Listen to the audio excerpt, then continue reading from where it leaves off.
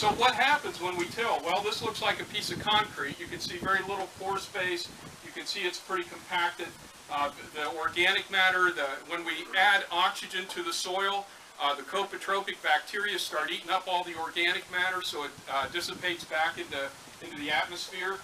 So you can see the difference in organic matter that we have in these two soils. Well, we know what all the benefits of no-till will do for you. We know that it'll store nutrients, it'll recycle nutrients, it adds basically some pore space to the soil. The organisms within the soil create pore spaces, like Frank talked about, the earthworms and things like that. The root channels remain intact, we're not tearing those up. We have fungal growth that grows in this soil, and if we leave it undisturbed, those help recycle nutrients as well. So there's a tremendous amount from a biological standpoint, a tremendous amount of benefit that we see from these two soils. But what else happens?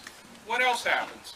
What that organic matter does, not only, we can see the organic matter, but what we can't see are the polysaccharides and the glucogen and things like that that are produced by those microorganisms that help bind the soil particles together.